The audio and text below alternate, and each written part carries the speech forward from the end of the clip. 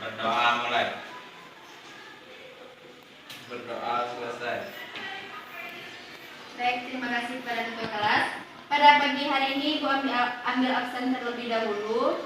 Yang pertama yaitu Mardia, hadir. Romi Firmansyah, Hadir, Bu. Nur Fazira, hadir, Bu. Desi Susilawati, hadir, Bu.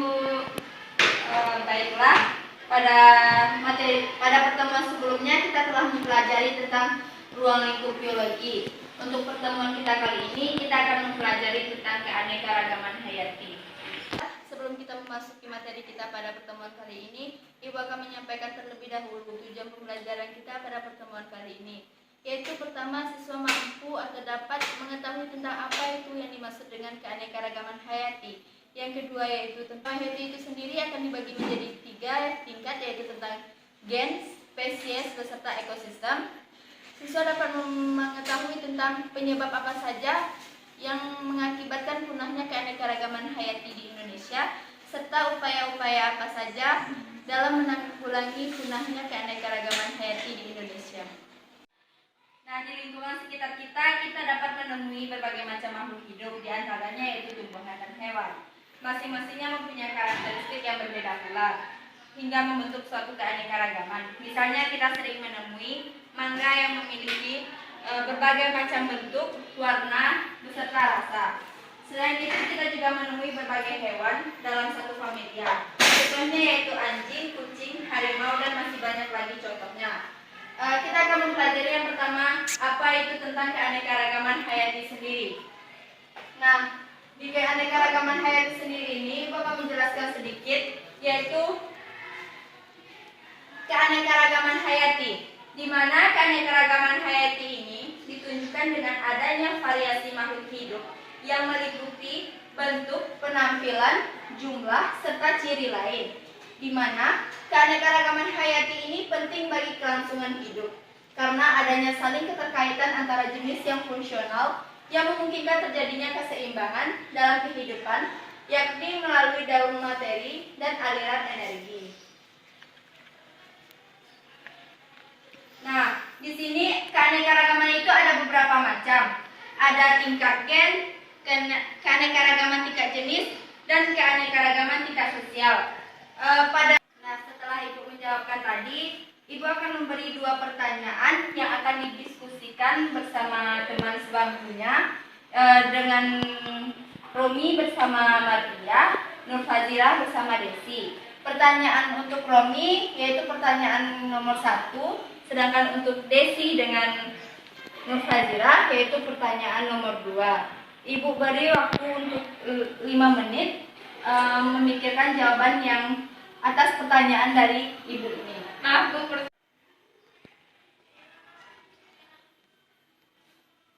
Apakah kelompok 1 ada yang merasa kurang paham atas pertanyaan yang telah Ibu berikan?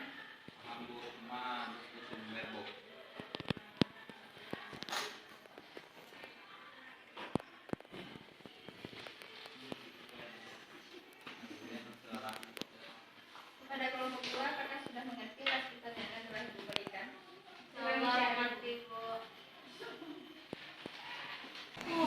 Baiklah, karena waktu telah habis untuk diskusi, kepada kelompok 1 mempresentasikan jawabannya ke depan, yaitu tentang keanekaragaman tingkat gen, jenis, dan ekosistem.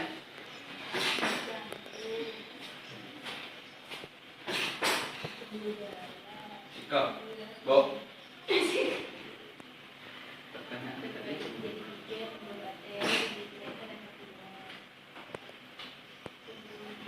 Baiklah, saya akan mempresentasikan hasil diskusi saya dengan teman sebangku, di mana pertanyaannya yaitu menjelaskan konsep keanekaragaman gen, jenis, dan ekosistem. Tingkat gen adalah keanekaragaman yang timbul karena adanya variasi susunan gen dalam suatu spesies.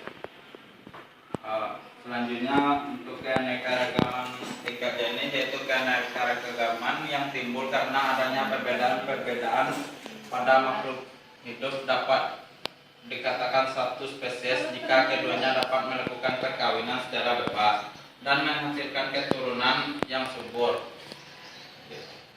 Selanjutnya itu keanekaragaman tingkat ekosistem. keanekaragaman tingkat ekosistem adalah keanekaragaman yang timbul karena adanya interaksi antara lingkungan abiotik tertentu dengan sekumpulan makhluk hidup tertentu. Baik, itulah hasil diskusi saya dengan teman kelompok. Baiklah, terima kasih kepada Ananda Romi Firmansyah. Ibu akan menambahkan jawaban atas pertanyaan yang telah dijawab oleh Romi Firmansyah tadi, yaitu ada 3 macam keanekaragaman. Yang pertama yaitu keanekaragaman tingkat ekosistem, keanekaragaman tingkat jenis, dan keanekaragaman tingkat gen. Yang pertama, Ibu akan membahas tentang keanekaragaman tingkat gen, di mana gen itu merupakan faktor pembawa sifat keturunan yang terdapat dalam kromosom. Keanekaragaman gen ini merupakan variasi susunan gen dalam suatu spesies. Contohnya yaitu varietas pada kucing, kelapa, ayam, dan harimau. Adanya keanekaragaman tingkat gen ini. Yang kedua yaitu tentang keanekaragaman tingkat jenis, di mana Ananda Romi tadi menjawab tingkat jenis ini merupakan keanekaragaman yang timbul karena adanya perbedaan pada berbagai spesies makhluk hidup di suatu tempat. Ibu akan menambahkan yaitu keanekaragaman tingkat jenis sendiri merupakan perbedaan pada berbagai spesies makhluk hidup yang ada di suatu tempat. Sama seperti jawaban yang telah dijawab oleh Ananda Romi, dapat ditunjukkan dengan adanya beraneka macam jenis makhluk hidup termasuk kelompok hewan, tumbuhan, maupun mikroba. Misalnya, variasi dalam satu familia antara kucing dan harimau. Mereka termasuk dalam satu famili Felidae, walaupun perbedaan fisik, tingkah laku, dan habitatnya. Selanjutnya yaitu keanekaragaman tingkat ekosistem, di mana saudara Romi Firmansyah menjawab tadi keanekaragaman yang timbul karena adanya interaksi antara lingkungan abiotik tertentu dengan sekumpulan makhluk hidup tertentu. Nah, di sini Ibu akan menambahkan jawabannya, yaitu contohnya ditunjukkan pada adanya variasi dari ekosistem di biosfer. Misalnya ekosistem gurun, di dalamnya ada unta, ada kaktus, dan ekosistem hutan tropis yang di dalamnya ada harimau. Nah, baiklah, kepada kelompok 2 Ibu silakan untuk mempresentasikan hasil diskusinya. Baik, Bu.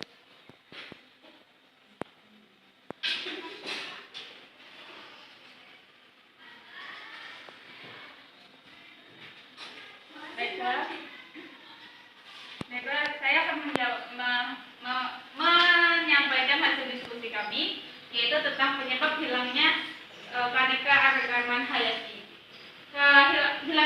Penyebab hilangnya keanekaragaman hayati itu salah satunya itu karena habitatnya hilang dan fragmentasi.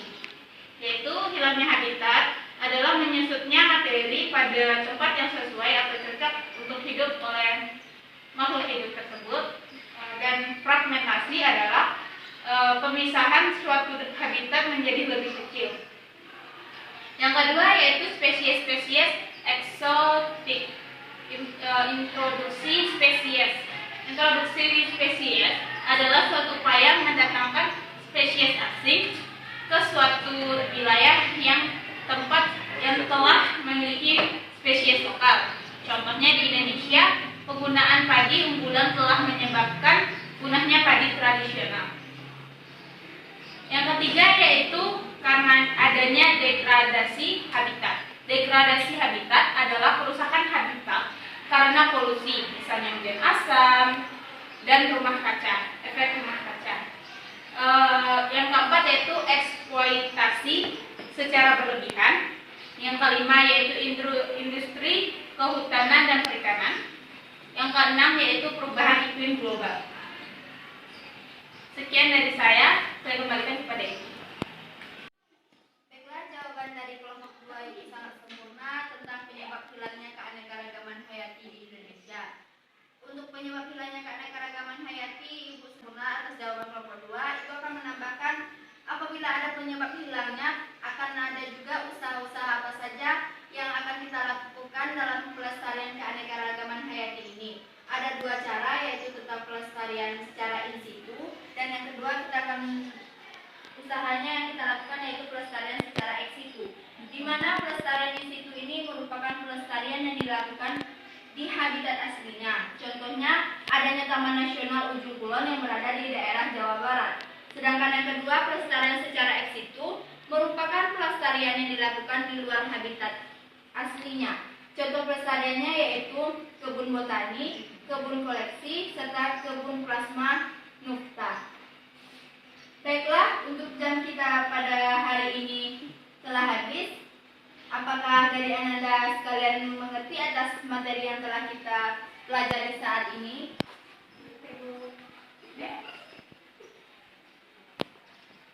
Sudah, Bu.